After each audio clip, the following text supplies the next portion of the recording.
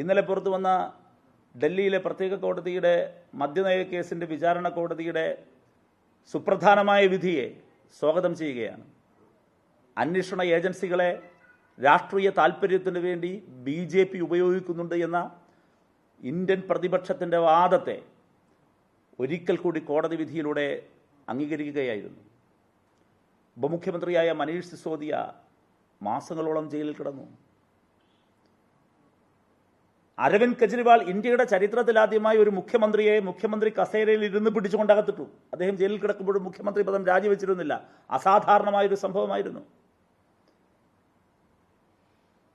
ഇവിടെ തെലങ്കാനയിലെ മുൻ മുഖ്യമന്ത്രിയുടെ മകൾ കവിത ഈ കേസിൽ പ്രതിയായിരുന്നു. ഇവരെല്ലാവരും ഉൾപ്പെടെ രാഷ്ട്രീയ വൈരാഗ്യത്തോടുകൂടി പ്രതി ചേർക്കപ്പെട്ട മുഴുവൻ പേരെയും ആ കേസിൽ കുറ്റവിമുക്തരാക്കിയ ഇന്നലത്തെ വിധി കേന്ദ്ര സർക്കാരിൻ്റെ മുഖത്തേറ്റ അടിയാണ്. ഇനിയെങ്കിലും ഇത്തരത്തിലുള്ള അന്വേഷണ ഏജൻസികളെ നിർഭയമായും നിഷ്പക്ഷമായും അന്വേഷണം നടത്താൻ രാജ്യത്തെ നീതി നിർവഹണത്തിന് ഉപയോഗിക്കുന്നതിന് പകരം രാഷ്ട്രീയ താൽപ്പര്യത്തിന് ഉപയോഗിക്കുന്ന ഇത്തരം വക്രബുദ്ധികൾ അവസാനിപ്പിക്കാൻ BJP തയ്യാറാകണം. ജനമിത് കാണുന്നുണ്ട് എന്ന് ഓർമ്മപ്പെടുത്തുകയാണ്. ഇവിടെ വളരെ പ്രസക്തമായ മറ്റൊരു കാര്യമുണ്ട്. ഞാൻ നേരത്തെ ഹരിയാനയുടെ കാര്യത്തിൽ ED മൗനം പാലിക്കുന്നു എന്ന് പറഞ്ഞല്ലോ. ഹരിയാനയിലെ BJP സംസ്ഥാന സർക്കാർ KC വേണുഗോപാലിനെതിരായ ആരോപണത്തിന് മുമ്പിൽ ഇപ്പോഴും മിണ്ടുന്നില്ല എന്ന് പറഞ്ഞല്ലോ. ഇല്ലെങ്കിൽ അവിടെ പരാതി കൊടുക്കാൻ കഴിയാത്ത വിധം പ്രൊട്ടക്ഷൻ ഇല്ല എന്നവർ പറയാണല്ലോ. BJP ഭരിക്കുന്ന സംസ്ഥാനത്ത് എന്താ ഈ ബന്ധത്തിൻ്റെ അടിത്തറ? എങ്ങനെയാ ഈ ബന്ധത്തിൻ്റെ അടിത്തറ? നിങ്ങൾ നോക്കൂ, ഈ ഡൽഹിയിലെ ഈ കേസ്, മനീഷ് സിസോദിയയും അരവിന്ദ് കെജ്രിവാളും കവിതയും എല്ലാം പ്രതിയാക്കപ്പെട്ട ഈ മദ്യനയ കേസ് BJPക്ക് അധികാരത്തിൽ വരാനുള്ള വഴിവെട്ടിക്കൊടുത്ത കേസാണ്. ഈ കേസിലെ FIR രജിസ്റ്റർ ചെയ്ത് ആരുടെ പരാതിയുടെ അടിസ്ഥാനത്തിലെന്ന BJPയുടെ വാദം കോൺഗ്രസിന്റെ PCC അധ്യക്ഷന്റെ പേരിലാണ്.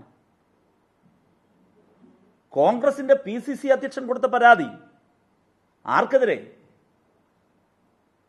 ഇന്ത്യ ബ്ലോക്കിൽപ്പെട്ട BJP വിരുദ്ധ മുന്നണിയുടെ ഭാഗമായി അണിനിരക്കുന്ന ഒരു രാഷ്ട്രീയ പാർട്ടി ഭരിച്ചുകൊണ്ടിരിക്കുന്ന ഒരു സ്റ്റേറ്റിൽ, ഡൽഹിയിൽ, രാജ്യതലസ്ഥാനത്ത് ഒരു കള്ളക്കേസിൽ EDക്കും CBIക്കും ഒരു സംസ്ഥാനത്തിൻ്റെ ഭരണത്തെ അട്ടിമറിച്ച് BJPക്ക് പിടിക്കുന്നതിനുള്ള കേസ് ആരാ പരാതി കൊടുത്തത്? PCC അധ്യക്ഷൻ, കോൺഗ്രസിന്റെ PCC അധ്യക്ഷൻ. കോൺഗ്രസിന് ആ യുക്തിയൊന്ന് വിശദീകരിക്കാമോ ജനങ്ങളുടെ മുമ്പിൽ? ഒരു നിമിഷം അത് തെറ്റായിപ്പോയി എന്ന് ഇപ്പോഴെങ്കിലും മാപ്പ് പറയാൻ കഴിയുമോ?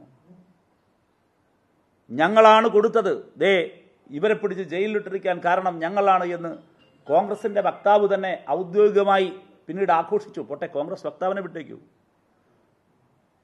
നിർണായകമായ കഴിഞ്ഞ ഡൽഹി തെരഞ്ഞെടുപ്പിന്റെ സമയത്ത് leader of opposition of Lok Sabha Shri Rahul Gandhi, India ബ്ലോക്കിന് നേതൃത്വം കൊടുക്കേണ്ട അവധാനതയും പക്വതയും ഔന്നത്യവും കാണിക്കേണ്ട രാഷ്ട്രീയ നേതാവ് ഡൽഹിയിൽ പോയി എന്താ പ്രസംഗിച്ചത്? മദ്യ കച്ചവടത്തിൻ്റെയും അഴിമതിയുടെയും വക്താക്കൾ എന്ന നിലയിൽ അരവിന്ദ് കെജ്രിവാളിനെയും ഈ മനീഷ് സിസോദിയെയും എല്ലാം തന്നെ പേരെടുത്ത് രൂക്ഷമായ ആക്രമണം നടത്തിയില്ലേ ശ്രീ രാഹുൽ ഗാന്ധി? രാഹുൽ ഗാന്ധി പശ്ചാത്തപിക്കുമോ? ആരുടെ കയ്യിൽ ആയുധമായിരുന്നു? BJPയും കോൺഗ്രസിന്റെ ലക്ഷ്യം എന്താണ്? BJPയിൽ നിന്ന് രാജ്യത്തെ രക്ഷിക്കലാണോ, അതോ BJPക്കെതിരെ പ്രതിരോധമുയർത്തുന്ന പാർട്ടികളെയും സംസ്ഥാന സർക്കാരുകളെയും അട്ടിമറിക്കുന്നതിന് സഹായം ചെയ്യലാണോ? 2013 ഡൽഹിയിൽ നിന്ന് കോൺഗ്രസിന് ജനം കൈയൊഴിയുന്നത്. പിന്നെ അവിടെ നിന്നും കോൺഗ്രസിന് തിരിച്ചു വരാൻ കഴിയുന്നില്ല ഒരു തെരഞ്ഞെടുപ്പിലും. അപ്പോൾ ഈ കഴിഞ്ഞ തെരഞ്ഞെടുപ്പിൽ ഞങ്ങളെ മാറ്റിയവരെ എന്തായാലും പുറത്താക്കണം. കോൺഗ്രസിനെ റീപ്ലേസ് ചെയ്ത് ആം ആദ്മി പാർട്ടി അവിടെ വന്നുവെങ്കിൽ ആ ആം ആദ്മി പാർട്ടിയെ ഇല്ലാതാക്കി കളയണം. അതിനാരോട് ചേർന്നു? BJPക്കൊപ്പം ചേർന്നു. BJPയുടെ കയ്യിലെ ആയുധമായി, കളിപ്പാവയായി ഇന്ത്യൻ നാഷണൽ കോൺഗ്രസ് പ്രവർത്തിച്ചു. ഇത്രയേറെ അപമാനകരമായ ഒരു കാര്യം ഇന്ത്യയുടെ ഫെഡറൽ തത്വങ്ങളെ ലംഘിക്കുകയായിരുന്നു ഡൽഹിയിൽ ചെയ്തത്.